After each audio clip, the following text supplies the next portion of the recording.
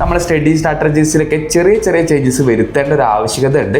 First year മുതൽ final year വരെ എന്ത് ചെയ്യുന്നുണ്ട്, അനാട്ടമി നമുക്ക് ആവശ്യമുണ്ട്. സോ നിങ്ങൾ ലെക്ചർ നോട്ട് എഴുതിയെടുക്കുന്നതോടുകൂടി നിങ്ങൾക്ക് എന്ത് ചെയ്യാൻ വേണ്ടി പറ്റും, നിങ്ങളെ റുട്ടീൻ ആയിട്ടുള്ള സ്റ്റഡി ഹാബിറ്റുകൾ എന്ത് ചെയ്യണം, നിങ്ങൾ ക്രിയേറ്റ് ചെയ്യണം എന്നുള്ള കാര്യം കൂടി ഇമ്പോർട്ടൻ്റ് ആയിട്ട് കാര്യമാണ്. കണ്ടിന്യൂസ്ലി ലെക്ചർ കേട്ടിരിക്കുക എന്നുള്ളത് ഭയങ്കര ഭീകരമായിട്ടുള്ള ഒരു ടാസ്ക് ആണെങ്കിൽ പോലും അതെല്ലാം സ്റ്റോർ ചെയ്ത് തലയിൽ നിർത്തുക എന്നുള്ളത് വളരെ ഇമ്പോർട്ടൻ്റ് ആയിട്ടുള്ള കാര്യമാണ്. ഡെന്റിസ്ട്രിയിലെ ഒരു കോർ ആയിട്ടുള്ള സബ്ജക്ട്സ് ആണ്. ഫസ്റ്റ് ഇയറിൽ ഇത് പഠിച്ചു കഴിഞ്ഞാലാണ് നമുക്ക് എന്ത് ചെയ്യാൻ വേണ്ടി പറ്റുക, നമുക്ക് ആ ഫീച്ചേഴ്സ് മനസ്സിലാവുക, പല്ലിൻ്റെ ഘടന മനസ്സിലാവുക എന്നുള്ളതാണ് ഇവിടെ ഏറ്റവും ഇമ്പോർട്ടൻ്റ് ആയിട്ടുള്ള കാര്യം. അക്കാഡമിക്സ് പ്ലസ് എക്സ്ട്രാ കരിക്കുലർ ആക്ടിവിറ്റിയിൽ ഈക്വൽ ഇമ്പോർട്ടൻസ് കൊടുക്കുന്ന സമയത്താണ് ഒരു നല്ല ഡെന്റിസ്റ്റ് ഉണ്ടാവുന്നത് എന്നുള്ള കാര്യം മനസ്സിലാക്കുക.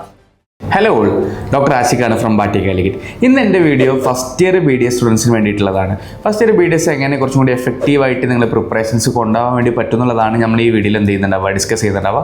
ഓൾസോ നിങ്ങളുടെ എക്സാംസ് പാസ്സാവാനുള്ള ടിപ്സും ഹാക്സ് ഒക്കെ എന്ത് ചെയ്യുന്നുണ്ടാവും, നമ്മൾ ഈ ഡിസ്കസ് ചെയ്യുന്നുണ്ടാവും. So coming to first part, നിങ്ങൾ കോളേജിൽ ജോയിൻ ചെയ്തു, നിങ്ങൾക്ക് ഓറിയൻറ്റേഷൻസും അതുപോലെ തന്നെ ബാക്കിയുള്ള ആക്റ്റീവായിട്ടുള്ള കാര്യങ്ങൾ നടക്കുന്ന ഒരു സമയമാവും. അപ്പോൾ നിങ്ങൾ ഓറിയൻറ്റേഷൻസിനൊക്കെ പോകുന്ന സമയത്ത് നിങ്ങൾ ശ്രദ്ധിക്കേണ്ട കാര്യങ്ങൾ എന്തൊക്കെയാണെന്ന് വെച്ച് കഴിഞ്ഞാൽ, നിങ്ങൾ ഒരുപാട് കാര്യങ്ങളെക്കുറിച്ച് നിങ്ങൾ എന്ത് ചെയ്യുന്നുണ്ടാവും, മനസ്സിലാക്കുന്നുണ്ടാവും. സോ അതൊക്കെ നിങ്ങൾ എന്ത് ചെയ്യുക, നിങ്ങൾ ടെക്സ്റ്റ് ബുക്ക് ആയിട്ടൊന്ന് റിലേറ്റ് ചെയ്യാൻ വേണ്ടി നോക്കുക. നിങ്ങൾക്ക് ഇപ്പോൾ ഓറിയൻറ്റേഷൻ ക്ലാസ് ഓരോ സബ്ജക്ട്സിൻ്റെയും ഓറിയൻറ്റേഷൻ ക്ലാസ് എടുക്കുന്ന സമയത്ത് എന്താണ് ഓറിയൻറ്റേഷനിൽ എടുത്തത് എന്നുള്ളത് റാദർ ദാൻ എല്ലാ ടെക്സ്റ്റ് ബുക്കിൻ്റെ എല്ലാ പാർട്ടും അരിച്ചു പെറുക്കുന്നൊക്കെ നല്ലത് അതിന് ഇൻഡെക്സ് പാർട്ട് എന്ത് ചെയ്യുക, ഒന്ന് നോക്കി വെക്കുക എന്നുള്ളതാണ് നിങ്ങൾ എന്ത് ചെയ്യേണ്ടത് ഓറിയൻറ്റേഷൻ സമയത്തൊക്കെ നിങ്ങൾ ചെയ്ത് വെക്കേണ്ട ഒരു കാര്യം എന്നുള്ളത്.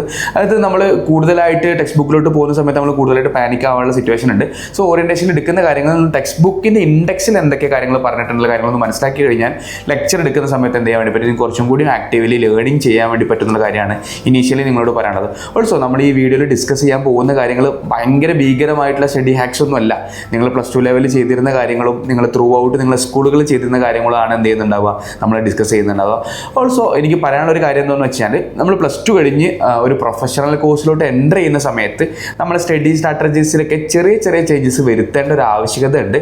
അത് വളരെ ഇനീഷ്യലി നിങ്ങൾ വരുത്തി കഴിഞ്ഞാൽ എന്ത് ചെയ്യാൻ വേണ്ടി പറ്റും, നിങ്ങൾക്ക് നല്ല രീതിയിലുള്ള മാർക്ക് സ്കോറിങ് എന്ത് ചെയ്യാൻ വേണ്ടി പറ്റും, ചെയ്യാൻ വേണ്ടി പറ്റുന്നുള്ളത്. ഓൾസോ എനിക്ക് പറയാനുള്ള ഒരു കാര്യം എന്ന് വെച്ചാൽ, നിങ്ങളെ റുട്ടീൻ ആയിട്ടുള്ള സ്റ്റഡി ഹാബിറ്റുകൾ എന്ത് ചെയ്യണം, നിങ്ങൾ ക്രിയേറ്റ് ചെയ്യണം എന്നുള്ള കാര്യം കൂടി ഇമ്പോർട്ടൻ്റ് ആയിട്ട് കാര്യമാണ്. നിങ്ങളിപ്പോൾ ക്ലാസ്സസ് തുടങ്ങി, നിങ്ങൾക്ക് ലെക്ചേഴ്സ് തുടങ്ങുന്ന ഒരു സമയമാണ് ഇപ്പോൾ ഉണ്ടാവുക. നിങ്ങൾ ലെക്ചറിന് ഏറ്റവും കൂടുതൽ ഇമ്പോർട്ടൻസ് കൊടുക്കേണ്ട ഒരു കാര്യം എന്താണെന്ന് വെച്ചാൽ, നിങ്ങൾ ക്ലാസ്സസ് ശ്രദ്ധിക്കാൻ വേണ്ടി ട്രൈ ചെയ്യണം എന്നുള്ളതാണ്. കാര്യം എന്താണെന്ന് വെച്ചാൽ, ഫാക്കൾട്ടീസ് വളരെ എക്സ്പീരിയൻസ് ആയിട്ടുള്ള ഫാക്കൾട്ടീസ് ആവും നിങ്ങൾക്ക് എന്ത് ചെയ്യുന്നുണ്ടാവുക, ക്ലാസ്സസ് എടുക്കുന്നുണ്ടാവും. ഓരോ ടോപ്പിക്കിനെ കുറിച്ചും അവർക്ക് നല്ല ധാരണ ഉണ്ടാവും. സോ നിങ്ങൾ ലെക്ചർ നോട്ട് എഴുതിയെടുക്കുന്നതോടുകൂടി നിങ്ങൾക്ക് എന്ത് ചെയ്യാൻ വേണ്ടി പറ്റും, പ്രോപ്പറായിട്ടുള്ള രീതിയിൽ ആ ടോപ്പിക്ക് കവർ ചെയ്ത് മൂവ് ചെയ്യാൻ വേണ്ടി പറ്റുന്ന കാര്യം ഇമ്പോർട്ടൻ്റ് ആയിട്ടുള്ള കാര്യമാണ്. ഓൾസോ ഈ ലെക്ചർ നോട്ടിൽ തന്നെ അല്ലെങ്കിൽ ലെക്ചറിങ്ങിൽ തന്നെ ഫാക്കൾട്ടീസ് ഇമ്പോർട്ടൻ്റ് ആയിട്ടുള്ള ടോപ്പിക്കിനെ ഡിസ്കസ് ചെയ്യുന്നുണ്ടാവും, വൈവ ടോപ്പിക്സിനെ കുറിച്ച് ഡിസ്കസ് ചെയ്യുന്നുണ്ടാവും. ഇത്രയും കാര്യങ്ങൾ എന്ത് ചെയ്യുന്നുണ്ടാവും, അവർ ലെക്ചറിൽ എന്ത് ചെയ്യുന്നുണ്ടാവും, അവർ പറയുന്നുണ്ടാവും. എനിക്കറിയാം കണ്ടിന്യൂസ്ലി ലെക്ചർ കേട്ടിരിക്കുക എന്നുള്ളത് ഭയങ്കര ഭീകരമായിട്ടുള്ളൊരു ടാസ്ക് ആണെങ്കിൽ പോലും നിങ്ങളത് അറ്റൻറ്റീവായിട്ട് ഇരുന്ന് ഒരു നോട്ട്, ഓരോ സബ്ജക്ട്സിനെയും നോട്ട്, ലെക്ചർ നോട്ട് ക്രിയേറ്റ് ചെയ്യാൻ വേണ്ടി പറ്റുകയാണെങ്കിൽ, അല്ലെങ്കിൽ അത് സ്ക്രൈബ് ചെയ്ത് പോകാൻ വേണ്ടി പറ്റുകയാണെങ്കിൽ നിങ്ങൾക്ക് ലാസ്റ്റ് ടൈമിൽ വളരെ യുണീക്കായിട്ടുള്ള വളരെ ഇൻട്രസ്റ്റിംഗ് ആയിട്ടുള്ള ഒരു ലെക്ചർ നോട്ട് നിങ്ങളുടെ കയ്യിലുണ്ടാവും. അത് ലാസ്റ്റ് ടൈം റിവിഷന് നിങ്ങൾ എന്ത് ചെയ്യുന്നുണ്ടാവും, നല്ല രീതിയിൽ യൂട്ടിലൈസ് ചെയ്യുന്നുണ്ടെന്നുള്ളതാണ്. ഓൾസോ സ്റ്റഡി ഹാബിറ്റിനെ കുറിച്ച് പറയുകയാണെങ്കിൽ, നിങ്ങൾ ഇനീഷ്യൽ സമയങ്ങളിലൊക്കെ ഒരു 30 മിനിറ്റ്സ് 1 അവർ ഡെയിലി ബേസിസിൽ സ്പെൻഡ് ചെയ്യാൻ തയ്യാറാവണം എന്നുള്ളതും വളരെ ഇമ്പോർട്ടൻ്റ് ആയിട്ടുള്ള കാര്യമാണ്. അത് എന്താണെന്ന് വെച്ച് കഴിഞ്ഞാൽ, നമുക്കറിയാം നമ്മൾ നീറ്റ് റിപ്പീറ്റ് ചെയ്ത സമയത്തൊക്കെ വളരെ ലോങ് ആയിട്ട് പഠിച്ച പിള്ളേരാണ്. നമ്മൾ ഒരു പ്രൊഫഷണൽ കോളേജിലോട്ടൊക്കെ എൻ്റർ ചെയ്യുന്ന സമയത്ത് നമ്മൾ എക്സ്പെക്ട് ചെയ്യുന്നത് നമ്മൾ കുറച്ചും കൂടി ഒരു ഫ്രീ ആവുന്ന രീതിയിലുള്ള ഒരു എക്സ്പെക്ടേഷൻ നമുക്ക് ഉണ്ടെങ്കിൽ പോലും നിങ്ങൾ മനസ്സിലാക്കേണ്ട കാര്യം, ഡെയിലി ബേസിസിൽ ഒരു 30 to 1 അവർ നിങ്ങൾ പഠിക്കാൻ തയ്യാറാണ്. അത് നമുക്ക് 24 മണിക്കൂറിൽ ഒരു 1 അവർ സ്പെൻഡ് ചെയ്യുക എന്നുള്ളത് അത്ര എന്താ പറയുക ബുദ്ധിമുട്ടുള്ളൊരു ടാസ്ക് ഒന്നും അല്ല. നിങ്ങളത് ചെയ്ത് തുടങ്ങുകയാണെങ്കിൽ ഡെഫിനറ്റ്ലി നിങ്ങൾക്ക് എന്ത് ചെയ്യാൻ വേണ്ടി പറ്റും, ലാസ്റ്റ് ടൈമിൽ നല്ല മാർക്ക് സ്കോറിങ്ങിലോട്ട് മൂവ് ചെയ്യാൻ വേണ്ടി പറ്റും എന്നുള്ളതാണ്. നിങ്ങൾ മനസ്സിലാക്കേണ്ട കാര്യം, നമുക്ക് 4 സബ്ജക്ട്സ് പഠിക്കാനുണ്ട്. അതെല്ലാം സ്റ്റോർ ചെയ്ത് തലയിൽ നിർത്തുക എന്നുള്ളത് വളരെ ഇമ്പോർട്ടൻ്റ് ആയിട്ടുള്ള കാര്യമാണ്. ഓൾസോ ഇതിൻ്റെ കോൺസെപ്റ്റ്സുകൾ ബിൽഡ് ചെയ്യുക എന്നുള്ളത് നമുക്ക് ഇമ്പോർട്ടൻ്റ് ആയിട്ടുള്ള ഒരു കാര്യം കൂടിയാണ്. സോ ഡെയിലി ബേസിസിൽ 30 മിനിറ്റ്സ് 1 അവർ സ്പെൻഡ് ചെയ്യാൻ വേണ്ടി നോക്കുക. വീക്കെൻഡ്, സൺഡേ പോലത്തെ വീക്കിലി ഫ്രീ ആവുന്ന ദിവസങ്ങളിൽ എന്ത് ചെയ്യുക, നിങ്ങൾ കുറച്ചും കൂടി ആ ആഴ്ചയിൽ റിവൈസ് ചെയ്ത എല്ലാ കാര്യങ്ങളും എന്ത് ചെയ്യുക, റിവൈസ് ചെയ്യാൻ വേണ്ടി തയ്യാറാവുക എന്നുള്ളത് ഇമ്പോർട്ടൻ്റ് ആയതാണ്. സോ ഇതാണ് എനിക്ക് ഫസ്റ്റ് പാർട്ടിൽ പറയാനുള്ളത്. ഇതിൽ നിങ്ങൾ കൺക്ലൂഡ് ചെയ്ത് പറയുകയാണെങ്കിൽ, നിങ്ങൾ ഓറിയൻറ്റേഷൻ സമയത്ത് നിങ്ങൾ മനസ്സിലാക്കുന്ന കാര്യങ്ങൾ നിങ്ങൾ ഇൻഡെക്സ് വഴി, ടെക്സ്റ്റ് ബുക്കിൻ്റെ ഇൻഡെക്സ് വഴി ഒന്ന് മൂവ് ചെയ്യാൻ വേണ്ടി ട്രൈ ചെയ്യുക. രണ്ടാമത്തെ കാര്യം, ലെക്ചർ നോട്ട് വളരെ ഇമ്പോർട്ടൻ്റ് ആയിട്ട് എന്ത് ചെയ്യുക, നിങ്ങൾ എഴുതിയെടുക്കുക, ഫാക്കൾട്ടീസിനോട് നല്ല രീതിയിൽ ഡിസ്കഷൻസ് കൊണ്ടുവരിക എന്നുള്ളതാണ്. മൂന്നാമത്തെ കാര്യം ഡെയിലി ബേസിസിൽ എന്ത് ചെയ്യുക, പഠിക്കാനുള്ള ഒരു ഹാബിറ്റ്, ഒരു 30 to 1 hour പഠിക്കാനുള്ള ഹാബിറ്റ് ക്രിയേറ്റ് ചെയ്യുക എന്നുള്ള കാര്യം ഇമ്പോർട്ടൻ്റ് കാര്യമാണ്. കമ്മിങ് ടു സബ്ജക്ട്സ് വരുന്ന സമയത്ത് നമുക്ക് എല്ലാവർക്കും അറിയാം anatomy, physiology, biochemistry, dental anatomy and dental ഫിസിയോളജിയാണ് നമ്മൾ ഫസ്റ്റ് ഇയറിൽ പഠിക്കാനുള്ള സബ്ജക്ട്സ്, ഇൻക്ലൂഡിങ് അതിൻ്റെ ലാബ് സബ്ജക്ട്സുകൾ നമുക്ക് പഠിക്കാനുണ്ടാവും. ഓൾസോ സെക്കൻഡ് ഇയറിൽ നമുക്ക് എടുക്കുന്ന ചില സബ്ജക്ട്സിൻ്റെ തിയറി പാർട്ട് എന്ത് ചെയ്യുന്നുണ്ടാവും, ഫസ്റ്റ് ഇയറിൽ നിങ്ങൾക്ക് എടുക്കുന്നുണ്ടാവും. സോ അത് നമുക്ക് എക്സാംസ് ഇല്ലാത്ത സബ്ജക്റ്റ് ആയതുകൊണ്ട് തന്നെ നമ്മൾ ലെക്ചർ അറ്റൻഡ് ചെയ്ത് പോവുക, മോർ ഇമ്പോർട്ടൻസ് ഈ 4 സബ്ജക്ട്സിന് കൊടുക്കുക എന്നുള്ളതാണ്. അനാട്ടമിയിലോട്ട് വരുന്ന സമയത്ത് നമുക്ക് എല്ലാവർക്കും അറിയാം അനാട്ടമി നമ്മളുടെ ഹ്യൂമൻ ബോഡിയുടെ ഡിഫറെൻറ്റ് പാർട്സിനെ കുറിച്ച് പഠിക്കുന്ന ഒരു ഏരിയ ആണ്. അതിൽ തന്നെ നമ്മൾ ഡെന്റൽ സ്റ്റുഡൻസ് മെയിൻലി ഫോക്കസ് ചെയ്ത് പഠിക്കുന്നത് ഹെഡ് ആൻഡ് നെക്കും ബ്രെയിനും ഓൾസോ എംബ്രിയോളജി ആൻഡ് ജനറൽ അനാട്ടമിയാണ് നമ്മൾ പഠിക്കുന്നുണ്ടാവും. സോ നമ്മൾ ഇമ്പോർട്ടൻ്റ് ആയിട്ട് പഠിക്കുന്ന കാര്യങ്ങളെക്കുറിച്ച് നല്ല ധാരണ ഉണ്ടാവുക എന്നുള്ളത് വളരെ ഇമ്പോർട്ടൻ്റ് കാര്യം. ഈ അനാട്ടമിൻ്റെ ഒക്കെ ഒരു പ്രത്യേകത എന്ന് വെച്ചാൽ ഫസ്റ്റ് ഇയർ മുതൽ ഫൈനൽ ഇയർ വരെ എന്ത് ചെയ്യുന്നുണ്ട്, അനാട്ടമി നമുക്ക് ആവശ്യമുണ്ട്. അപ്പോൾ ഫസ്റ്റ് ഇയറിൽ നിങ്ങൾ ബിൽഡ് ചെയ്യുന്ന കോൺസെപ്റ്റ്സുകൾ എന്ത് ചെയ്യേണ്ടതുണ്ട്, നിങ്ങൾ ഫൈനൽ ഇയർ വരെ കീപ്പ് ചെയ്യേണ്ടതുണ്ട്. സോ റാദർ ദാൻ മഗ്ഗിങ് അപ്പ്, നമ്മൾ പ്ലസ് ടുവിലൊക്കെ പഠിച്ചത് പോലെ മഗ്ഗപ്പ് ചെയ്യാണ്ട് കുറച്ചും കൂടി വിഷ്വലൈസ് ചെയ്ത് അനാട്ടമിനെ പഠിക്കാൻ നിങ്ങൾ തയ്യാറാവണം എന്നുള്ളതാണ് എനിക്ക് പറയാനുള്ളത്. അനാട്ടമി പഠിക്കുന്ന സമയത്ത് നിങ്ങൾ ഏറ്റവും കൂടുതൽ ബുദ്ധിമുട്ടുന്ന ഒരു കാര്യം എന്താണെന്ന് വെച്ചാൽ ഈ ഒരു കാര്യങ്ങൾ പുതിയ ടെർമിനോളജീസിനെ നിങ്ങൾ മനസ്സിലാക്കാൻ വേണ്ടി നിങ്ങൾ ബുദ്ധിമുട്ടുന്നു എന്നുള്ളതാണ്. നമുക്ക് 2 ബുക്കുകളാണ് യൂഷ്വലി പ്രിഫർ ചെയ്യുന്നത്, ഒന്ന് BD ചൗരസിയും അതുപോലെ തന്നെ വിശ്രാം സിംഗും. സോ ബുക്ക് നിങ്ങളുടെ ലാംഗ്വേജ് കുറച്ചും കൂടി നിങ്ങൾക്ക് പറ്റുന്ന ബുക്ക് ഏതെന്ന് സെലക്ട് ചെയ്ത് ത്രൂ ഔട്ട് ആ ബുക്ക് യൂസ് ചെയ്ത് നിങ്ങൾ എന്ത് ചെയ്യണം, നിങ്ങൾ പഠിച്ച് തുടങ്ങണം എന്നുള്ളതാണ്. എപ്പോഴും നിങ്ങൾ എന്ത് ചെയ്യുക, കോറിലേറ്റ് ചെയ്യുക, നിങ്ങളെ ഡിസെക്ഷൻ ആളുമായിട്ട് നിങ്ങൾ എന്ത് ചെയ്യുക, നിങ്ങളുടെ ടെക്സ്റ്റ് ബുക്കിനെ കോറിലേറ്റ് ചെയ്ത് മൂവ് ചെയ്യാൻ വേണ്ടി നോക്കുക എന്നുള്ളതാണ്. കാര്യം നിങ്ങൾ ഡിസെക്ട് ചെയ്യുന്ന ആ ഒരു ഏരിയ തന്നെയാണ് ടെക്സ്റ്റ് ബുക്കിൽ നിങ്ങൾ എന്ത് ചെയ്യുന്നുണ്ടാവുക, പഠിക്കാനുണ്ടാവുക. സോ ഡിസെക്ഷന് കുറച്ചും കൂടി ഇമ്പോർട്ടൻസ് കൊടുത്തുകൊണ്ട് നിങ്ങൾ ഡിസെക്ട് ചെയ്യുന്ന ദിവസങ്ങളിൽ ആ പ്രോപ്പറായിട്ടുള്ള ആ ഒരു ടെർമിനോളജീസും അതുപോലെ തന്നെ ആ സ്ട്രക്ചറും കണ്ട് മനസ്സിലാക്കി കഴിഞ്ഞാൽ നിങ്ങൾ ടെക്സ്റ്റ് ബുക്ക് വായിക്കുന്ന സമയത്ത് എന്ത് ചെയ്യും, നിങ്ങൾക്ക് കുറച്ചും കൂടി അടിപൊളിയായിട്ട് ടെക്സ്റ്റ് ബുക്ക് വായിച്ച് കാര്യങ്ങൾ മനസ്സിലാക്കാൻ വേണ്ടി പറ്റും. അതിൻ്റെ ബോർഡേഴ്സും അതിൻ്റെ ബാക്കി കാര്യങ്ങളൊക്കെ ഏത് സ്ട്രക്ചറുമായിട്ട് റിലേറ്റ് ചെയ്ത് നിൽക്കുന്ന എന്നുള്ള രീതിയിലുള്ള കാര്യങ്ങളൊക്കെ നിങ്ങൾക്ക് എന്ത് ചെയ്യാൻ വേണ്ടി പറ്റും, മനസ്സിലാക്കി വെക്കാൻ വേണ്ടി പറ്റും എന്നുള്ളത് മനസ്സിലാക്കുക. രണ്ടാമത്തെ കാര്യം നമ്മൾ അനാട്ടമിന് മിസ്സാവുന്ന ഒരു കാര്യമാണ് ഹിസ്റ്റോളജി എന്നുള്ളൊരു കാര്യം. കാര്യം നമ്മൾ അത്ര ഇമ്പോർട്ടൻസ് കൊടുക്കില്ല ഹിസ്റ്റോളജിക്ക്. നിങ്ങൾക്ക് എല്ലാവർക്കും അറിയാം നമുക്ക് തിയറി പാർട്ടും ഉണ്ട്, പ്രാക്ടിക്കൽ പാർട്ടും ഉണ്ട്. പ്രാക്ടിക്കൽ പാർട്ടിൽ വരുന്നൊരു ഇമ്പോർട്ടൻ്റ് ആയിട്ടുള്ള കാര്യമാണ് ഹിസ്റ്റോളജി എന്നുള്ളത്. സോ നിങ്ങൾ ഹിസ്റ്റോളജി ലാബിൽ പോകുന്നതിന് മുമ്പ് നാളെ ഏതാണ് ഹിസ്റ്റോളജി എന്നുള്ള കാര്യങ്ങളൊക്കെ നമുക്ക് ഷെഡ്യൂൾ തരുന്നുണ്ടാവും. സോ ഒന്ന് റെഫർ ചെയ്തിട്ട് എന്ത് ചെയ്യുക, നിങ്ങൾ പോകാൻ വേണ്ടി നോക്കുക. ഹിസ്റ്റോളജി സ്ലൈഡിലുള്ള ടിപ്പിക്കലായിട്ടുള്ള ഫീച്ചേഴ്സുകൾ എന്ത് ചെയ്യുക, നിങ്ങൾ മനസ്സിലാക്കി അത് എന്ത് ചെയ്യുക, നിങ്ങൾ മൈക്രോസ്കോപ്പിലൂടെ അത് കണ്ടുപിടിക്കാനുള്ള ആക്ടിവിറ്റീസ് ചെയ്യുക. നമ്മൾ തലേന്ന് എന്താണോ ആ ഫീച്ചർ പഠിച്ചത് അത് ആ ദിവസം ലാബിൽ പോയിട്ട് കറക്റ്റ് നോക്കി മനസ്സിലാക്കുക. ഇൻ കേസ് ആ സ്ട്രക്ചർ കിട്ടിയില്ല നിങ്ങൾ ഫാക്കൾട്ടീനെ വിളിച്ചിട്ട് എന്ത് ചെയ്യുക, ആ സ്ട്രക്ചർ ഐഡൻറ്റിഫൈ ചെയ്യാൻ വേണ്ടി നോക്കുക. ഓൾസോ ഇമ്പോർട്ടൻ്റ് ആയിട്ടുള്ള ഒരു ടോപ്പിക്കും കൂടിയാണ് എംബ്രിയോളജി. നമുക്ക് ഫസ്റ്റ് ഇയർ മുതൽ ഫൈനൽ ഇയർ വരെ എല്ലാ മേജർ ടോപ്പിക്സും നമ്മൾ പഠിക്കുന്ന കാര്യമാണ്. സോ എന്ത് ചെയ്യാം, എംബ്രിയോളജിയും നിങ്ങൾ ഈ ഒരു ഇതിൻ്റെ കൂടെ ഒരുമിച്ച് കൊണ്ടുപോകാൻ വേണ്ടി ട്രൈ ചെയ്യുക എന്നുള്ളതും ഇമ്പോർട്ടൻ്റ് ആയിട്ടുള്ള കാര്യമാണ്. നിങ്ങൾക്ക് അനാട്ടമിയിലെ സ്റ്റഡീസ് കുറച്ചും കൂടി ഇമ്പ്രൂവ് ചെയ്യാൻ വേണ്ടിയിട്ട് നിങ്ങൾക്ക് പറഞ്ഞു തരാനുള്ള ഒരു ടിപ്പ് എന്താണെന്ന് വെച്ചാൽ ഒരു ഡയഗ്രാം ബുക്ക് എപ്പോഴും എന്ത് ചെയ്യുക, കീപ്പ് ചെയ്യുക എന്നുള്ളതാണ്. നിങ്ങൾ കണ്ട സ്ട്രക്ചേഴ്സിൻ്റെ വളരെ മിനിമലായിട്ടുള്ള ഡയഗ്രാംസ് വരച്ച് അത് മാർക്ക് ചെയ്ത് വെക്കാൻ വേണ്ടി നിങ്ങൾക്ക് സഹായിക്കും. അത് ജനറൽ അനാട്ടമിക്ക് അങ്ങനെ ചെയ്യാം. ഹിസ്റ്റോളജി ഇതേ പറഞ്ഞ പോലെ തന്നെ സ്ലൈഡ് വരച്ച് വെച്ച് അതിൻ്റെ ബേസിക് ഇമ്പോർട്ടൻ്റ് ആയിട്ടുള്ള മാർക്കിങ്സുകൾ ചെയ്യാൻ വേണ്ടി ആ ഒരു ഡയഗ്രാം ബുക്കിൽ വെക്കും. ഓൾസോ നിങ്ങളുടെ എംബ്രിയോളജി പാർട്സും നിങ്ങൾ എന്ത് ചെയ്യുക, അങ്ങനെ തന്നെ മൂവ് ചെയ്യുക. അനാട്ടമിയിൽ മാർക്ക് സ്കോർ ചെയ്യാനുള്ള ഏറ്റവും ഇമ്പോർട്ടൻ്റ് ആയിട്ടുള്ള ക്രൈറ്റീരിയ എന്താണെന്ന് വെച്ചാൽ നിങ്ങളെ ആൻസർ ഷീറ്റിൽ എത്രത്തോളം ഡയഗ്രാംസ് ഉണ്ട് എന്ന് ബേസ് ചെയ്തിട്ടാണ് നിങ്ങൾക്ക് എന്ത് ചെയ്യാൻ വേണ്ടി പറ്റുക, അനാട്ടമിയിൽ മാർക്ക് സ്കോർ ചെയ്യാൻ വേണ്ടി പറ്റുക. സോ അനാട്ടമി ഈ ഒരു രീതിയിൽ നിങ്ങൾ പ്രിപ്പറേഷൻസ് കൊണ്ടുപോകാൻ വേണ്ടി ട്രൈ ചെയ്യുക എന്നുള്ളതാണ്. രണ്ടാമത്തെ സബ്ജക്റ്റ് ഞാൻ വരുന്നത് ബയോകെമിസ്ട്രിയിലോട്ടാണ്. ബയോകെമിസ്ട്രി നമ്മൾ പ്ലസ് 2 ലെവലിൽ കുറച്ച് കാര്യങ്ങളൊക്കെ നമ്മൾ പഠിച്ചതാണ്. സോ അതുകൊണ്ട് തന്നെ നമുക്കൊരു എന്ത് ചെയ്യാൻ വേണ്ടി പറ്റും, കുറച്ചും കൂടിയും ആക്റ്റീവിൽ അത് മനസ്സിലാക്കാൻ വേണ്ടി പറ്റും എന്നുള്ളതാണ്. ബയോകെമിസ്ട്രി കുറച്ചും കൂടിയും സൈക്കിൾസ് ആണ് അവൈലബിൾ ആയിട്ടുണ്ടാവുക. നമ്മുടെ ഓരോ ടൈപ്പ് ഓഫ് സൈക്കിൾസ് ബയോകെമിസ്ട്രിയിൽ അവൈലബിൾ ആണ്. സോ ബയോകെമിസ്ട്രിയിൽ ലാബും അവൈലബിൾ ആണ്, തിയറി അവൈലബിൾ ആണ്. നേരത്തെ പറഞ്ഞ പോലെ തന്നെ നിങ്ങൾ എന്ത് ചെയ്യുക, ഒരു സൈക്കിളിൻ്റെ സെപ്പറേറ്റ് ആയിട്ടുള്ള ഒരു നോട്ട്സ് ക്രിയേറ്റ് ചെയ്ത് വെക്കുക എന്നുള്ളതാണ്. ഓരോ ടോപ്പിക്കിനും ഡിഫറൻ്റ് ആയിട്ടുള്ള സൈക്കിൾസ് ബയോകെമിസ്ട്രിയിൽ അവൈലബിൾ ആണ്. അത് ഓരോ ടോപ്പിക് റിലേറ്റഡ് ആയിട്ട് സൈക്കിൾസ് ക്രിയേറ്റ് ചെയ്ത് വെച്ചാൽ നിങ്ങൾക്ക് കുറച്ചും കൂടി ഈസി ആയിട്ട് ലാസ്റ്റ് മിനിറ്റിലൊക്കെ പ്രിപ്പറേഷൻസ് ആക്റ്റീവ്ലി കൊണ്ടുപോകാൻ വേണ്ടി പറ്റും. So keep A note book for creation of cycles. നിങ്ങൾ എന്ത് ചെയ്യുക, സൈക്കിൾ പ്രോപ്പറായിട്ട് ഓരോ ടോപ്പിക് കഴിഞ്ഞാൽ ആ സൈക്കിൾ അതിലോട്ട് സ്ക്രൈബ് ചെയ്ത് വെക്കുന്ന രീതിയിൽ നിങ്ങൾ മൂവ് ചെയ്യണം. അതേപോലെ ഇമ്പോർട്ടൻ്റ് ആയിട്ടുള്ള കാര്യമാണ് ലാബ്. നമ്മൾ ഡിഫറെൻറ്റ് ലാബിലെ ആക്ടിവിറ്റീസ് എന്ത് ചെയ്യുന്നുണ്ടാവും, ബയോകെമിസ്ട്രി ചെയ്യുന്നുണ്ടാവും. ഞാൻ നേരത്തെ പറഞ്ഞ പോലെ തന്നെ തലേന്നൊന്ന് വായിച്ചിട്ട് എന്ത് ചെയ്യുക, നിങ്ങൾ ലാബിലോട്ട് പോവുക. അപ്പോൾ നിങ്ങൾ എന്ത് ആക്ടിവിറ്റിയാണ് ചെയ്യുന്നത് നിങ്ങൾക്ക് ധാരണ ഉണ്ടാവും, നിങ്ങൾക്ക് എന്താണ് റിസൾട്ട് ആവശ്യമുള്ള കാര്യങ്ങൾ ഉണ്ടാവും. ഓൾസോ ഈ ലാബിൽ പഠിക്കുന്ന ഒരുപാട് കാര്യങ്ങൾ നമുക്ക് എന്ത് ചെയ്യുന്നുണ്ടാവും, തിയറിയിലോട്ട് ആവശ്യമുണ്ടാവും. സോ ഈ 2 കാര്യങ്ങൾ ആക്റ്റീവ്ലി നിങ്ങൾ എന്ത് ചെയ്യുക, ബയോകെമിസ്ട്രീൻ്റെ പ്രിപ്പറേഷൻസിൽ കൊണ്ടുവരിക എന്നുള്ളതാണ്.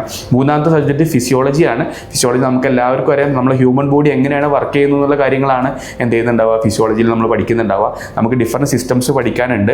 നമുക്ക് എല്ലാ സിസ്റ്റത്തിനെ കുറിച്ചും ബേസിക്കലി കൂടുതലായിട്ടുള്ള ധാരണകൾ എന്ത് ചെയ്യുന്നുണ്ട്, ക്രിയേറ്റ് ചെയ്യാനുണ്ട്. ഫിസിയോളജിയിലോട്ട് കിടക്കുന്ന സമയത്ത് നിങ്ങൾ ഇമ്പോർട്ടൻ്റ് ആയി ശ്രദ്ധിക്കേണ്ട കാര്യം എന്താണെന്ന് വെച്ചാൽ ഓരോ ലെക്ചറും വളരെ ഇമ്പോർട്ടൻ്റ് ആണ്. നിങ്ങൾ എന്ത് ചെയ്യുക, ഓരോ ലെക്ചറും നല്ല രീതിയിൽ കേട്ടിരിക്കാൻ സഹായിച്ചു കഴിഞ്ഞാൽ നിങ്ങൾക്ക് എന്ത് ചെയ്യാൻ വേണ്ടി പറ്റും, നല്ല കോൺസെപ്റ്റ്സ് ക്രിയേറ്റ് ചെയ്യാൻ വേണ്ടി പറ്റും. ഫിസിയോളജി വളരെ ഇമ്പോർട്ടൻ്റ് ആയിട്ടൊരു സബ്ജക്റ്റാണ്. തേർഡ് ഇയറിൽ നിങ്ങൾ മെഡിസിൻ പഠിക്കുമ്പോൾ, പാത്തോളജി പഠിക്കുമ്പോൾ, അതുപോലെ തന്നെ ഓറൽ മെഡിസിൻ പഠിക്കുമ്പോഴൊക്കെ ഫിസിയോളജിയുടെ ബേസ് ഉണ്ടെങ്കിൽ നിങ്ങൾക്ക് ഓൾമോസ്റ്റ് എല്ലാ പാർട്ടും കണക്ട് ചെയ്ത് മൂവ് ചെയ്യാൻ വേണ്ടി പറ്റും എന്നുള്ളത് ഇമ്പോർട്ടൻ്റ് ആയ കാര്യമാണ്. ഫിസിയോളജിയിൽ നിങ്ങൾ ശ്രദ്ധിക്കേണ്ട കാര്യങ്ങൾ, നമുക്ക് കുറേ പാത്ത് വേസ്, അതുപോലെ തന്നെ കുറേ ഡയഗ്രാംസ് നമുക്ക് എന്ത് ചെയ്യുന്നുണ്ട്, ഫിസിയോളജിയിൽ വരുന്നുണ്ട്. സോ വലിയ കോൺസെപ്റ്റ്സുകളൊക്കെ നമുക്ക് എന്ത് ചെയ്യാൻ വേണ്ടി പറ്റും, കുറച്ചും കൂടി ഡയഗ്രാമാറ്റിക് ആയിട്ട് നിങ്ങൾക്ക് പഠിക്കാൻ വേണ്ടി പറ്റുന്നതാണ്. സോ കുറച്ചും കൂടി കോൺസെപ്റ്റ്സ് നിങ്ങൾക്ക് തലയിൽ നിൽക്കും. സോ അത് ബേസ് ചെയ്തിട്ടുള്ള രീതിയിലുള്ള ആക്ടിവിറ്റീസ് നിങ്ങൾ എന്ത് ചെയ്യുക. നിങ്ങൾ വലിയ ഡിസ്ക്രിപ്ഷൻസ് ഒക്കെ കൊടുത്തു കഴിഞ്ഞാൽ നമ്മുടെ പുതിയ AI സോഫ്റ്റ്വെയർസും അതുപോലെ തന്നെ നമ്മളെ ചില ടെക്സ്റ്റ് ബുക്സിലൊക്കെ അത് കുറച്ചും കൂടി ഫ്ലോ ചാർട്ട് രീതിയിൽ എന്ത് ചെയ്യുന്നുണ്ട്, കൊണ്ടുവരുന്നുണ്ട്. സോ ആ ഒരു രീതിയിൽ നിങ്ങൾക്ക് എന്ത് ചെയ്യാം, ആ ഒരു കാര്യത്തിനെ യൂട്ടിലൈസ് ചെയ്യാൻ വേണ്ടി പറ്റുന്നുള്ളതും നിങ്ങൾ മനസ്സിലാക്കുക. സോ ഫിസിയോളജി ഓൾസോ വളരെ ഇമ്പോർട്ടൻ്റ് ആയിട്ടുള്ള ഒരു കാര്യമാണ്. കമ്മിങ് ടു ഫോർത്ത് സബ്ജക്ട്, നമ്മൾ ഡെൻ്റൽ ഏരിയയിൽ വരുന്ന സബ്ജക്റ്റാണ് ഡെൻ്റൽ അനാട്ടമി എന്നുള്ള കാര്യം. Dental anatomy and dental histology ഞാൻ നേരത്തെ പറഞ്ഞ പോലെ തന്നെ ഡെൻറ്റിസ്ട്രിയിലെ ഒരു കോർ ആയിട്ടുള്ള സബ്ജക്ട്സ് ആണ്. ഫസ്റ്റ് ഇയറിൽ ഇത് പഠിച്ചു കഴിഞ്ഞാലാണ് നമുക്ക് എന്ത് ചെയ്യാൻ വേണ്ടി പറ്റുക, ത്രൂ ഔട്ട് ഡെൻറ്റിസ്ട്രീനെ കൊണ്ടുപോകാൻ വേണ്ടി പറ്റുക എന്നുള്ളതാണ്. ഓരോ പല്ലിൻ്റെ ഘടനകളും ഓരോ പല്ലിൻ്റെ രീതികളും ഹിസ്റ്റോളജിക്കൽ ആൻഡ് അനാട്ടമിക്കലി നമ്മൾ പഠിക്കുന്നുണ്ടാവും. അതും ഈ പറഞ്ഞ രീതിയിൽ ലെക്ചർ നോട്ട് ഇമ്പോർട്ടൻസ് കൊടുത്തുകൊണ്ട് തന്നെ നിങ്ങൾ എന്ത് ചെയ്യുക, മൂവ് ചെയ്യാൻ വേണ്ടി ട്രൈ ചെയ്യുക എന്നുള്ളതാണ്. അല്ലെങ്കിൽ ഹിസ്റ്റോളജി കുറച്ച് ഇമ്പോർട്ടൻസ് ഉണ്ട്. നിങ്ങൾ ഓരോ ദിവസവും നിങ്ങൾ കാണുന്ന സ്ലൈഡുകൾ, നിങ്ങൾ ഹിസ്റ്റോളജി ലാബിലോട്ട് പോകുന്ന കാണുന്ന സ്ലൈഡുകൾ നിങ്ങളെ റെഫറൻസിന് വേണ്ടി ഫാക്കൽറ്റിയുടെ പെർമിഷനോട് കൂടി നിങ്ങൾ എന്ത് ചെയ്യുക, അത് ഫോട്ടോ എടുത്ത് കീപ്പ് ചെയ്യാൻ വേണ്ടി ട്രൈ ചെയ്യണം എന്നുള്ളതും. അത് 3 സബ്ജക്ട്സിന് നിങ്ങൾക്ക് വേണ്ടി പറ്റും. നിങ്ങൾ ഫോട്ടോ എടുത്ത് നിങ്ങൾ ക്രിയേറ്റ് ചെയ്യുക. അതൊരു PDF ഒക്കെ ആക്കി വെക്കുകയാണെങ്കിൽ ലാസ്റ്റ് ടൈമിൽ നിങ്ങൾക്ക് എന്ത് ചെയ്യാൻ വേണ്ടി പറ്റും, നല്ല രീതിയിൽ അതിനെ യൂട്ടിലൈസ് ചെയ്യാൻ വേണ്ടി പറ്റുന്നുള്ളതും ഇമ്പോർട്ടൻ്റ് ആയിട്ടുള്ള കാര്യമാണ്. ഓൾസോ നേരത്തെ ഞാൻ അനാട്ടമിയിൽ പറഞ്ഞ പോലെ തന്നെ നിങ്ങൾ സ്ലൈഡ് കാണാൻ പോകുന്നുണ്ടെങ്കിൽ അതിൽ നിങ്ങൾക്ക് ആവശ്യമുള്ള 1, 2, 3 സ്ട്രക്ചേഴ്സ് എന്ത് ചെയ്യുക, ഒന്ന് നോക്കി വെക്കുക. അത് ആ ദിവസം കാണുന്നുണ്ടോ എന്നുള്ളതും കൂടി ഉറപ്പ് വരുത്തുക. നമുക്ക് ഈ ഒരു സ്പോട്ടർ എക്സാമിനേഷൻസ് ഒക്കെ ഉണ്ടാവും, ലൈക്ക് നമ്മുടെ പ്രാക്ടിക്കലിന് നമുക്ക് ഒരു സ്ലൈഡ് കാണാൻ 1 മിനിറ്റ് എന്നുള്ള നിലയിലാവും നമുക്ക് ഉണ്ടാവുക. സോ സ്ലൈഡിൻ്റെ ഐഡൻറ്റിഫൈയിങ് ഫീച്ചേഴ്സ് ഇമ്പോർട്ടൻ്റ് ആയിട്ടുള്ള കാര്യമാണ്, അതും മനസ്സിലാക്കുക. Coming to practical part of dental anatomy and histology, നമുക്ക് കാർവിംഗ് ഉണ്ടാവും. കാർവിംഗ് തുടങ്ങുന്ന പിള്ളേർക്ക് വളരെ ഡിഫിക്കൽട്ടായിട്ട് തോന്നുന്ന ഒരു ജോബാണ്. നിങ്ങൾ തുടങ്ങുന്ന സമയത്ത് നിങ്ങൾക്ക് ഫീച്ചേഴ്സ് ഒന്നും പ്രോപ്പർലി കിട്ടുന്നില്ല എന്ന് കരുതിയിട്ട് ഒരിക്കലും എന്ത് ചെയ്യരുത്, അതിനെ സ്കിപ്പ് ചെയ്ത് പോകരുത്.